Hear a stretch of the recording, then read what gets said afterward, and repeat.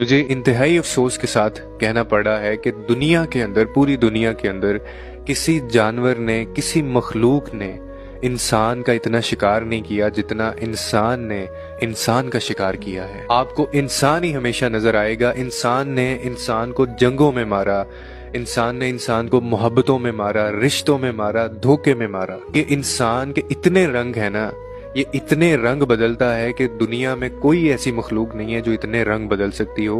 ये वाहिद मखलूक है, और ये वाहिद मखलूक आपको नजर आएगी जो अपनी ही नस्ल का शिकार करना पसंद करती है।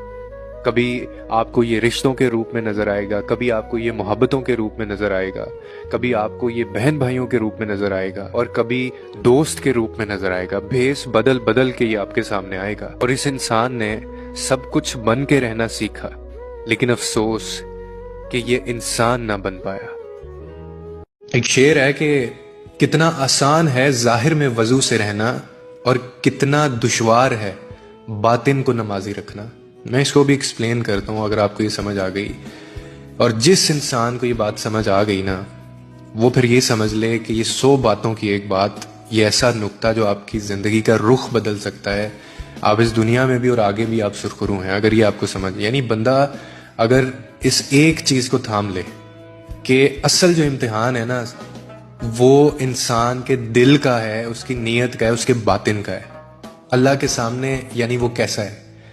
और जाहिर को साफ रखना तो आसान होता है, यानी चेहरे के ऊपर नूर दिखाना आसान है, दूसरों के सामने नेक बनना आसान है, दाढ़ी रखना आसान है, और अपने आप को मुसलमान वो दिखाना आसान है। मगर हकीकत में मुश्किल काम दिल को पाक रखना है। अंदर की नमाज कायम रखी जाए, नीयत का जो वजू है वो रखा जाए, फिर शायद वो शख्स भी जन्नत में जा सकता है जो बज़ाहिर 5 वक्त का नमाजी ना हो, कमजोर है उसमें शायद, लेकिन उसका बातिन नमाजी है। दिल अल्लाह का खौफ रखता है, दिल नीयत साफ है, रियाकारी नहीं है, सोचें पाक हैं। क्योंकि अल्लाह सिर्फ सजदे नहीं देखता, वो दिलों की जमीन में उगने वाली नीयतों की फसल देखता है। ये अगर आपको समझ आ गई तो अच्छा। आपको पता है ये जो दिल के अच्छे लोग होते हैं ना, उनका एक बड़ा मसला पता है क्या होता है कि ये बड़ी जल्दी हार जाते हैं। ये दिल के अच्छे होते हैं, इसीलिए अक्सर अपनी जगह दूसरों के लिए छोड़ देते हैं। और इनको धोखे प्लेट में नहीं बल्कि इनको धोखे दिलों में रख के मिलते हैं लोगों से। लोग इनको छोड़ जाते हैं और ये साला साल तक उनकी खुशबुएं ढूंढते रहते हैं, फिर भी उनका बुरा नहीं चाहते। ये लोग अक्सर आपको खामोश पाए जाएंगे। इनकी आंखें अगर आप देखेंगे तो बड़ी रोशन नजर आएंगी, लेकिन अगर कभी आप गौर कर लेंगे तो बहुत उदास और खामोश। लेकिन ये जो दिल के अच्छे लोग होते हैं ना, ये बहुत बुरे भी होते हैं।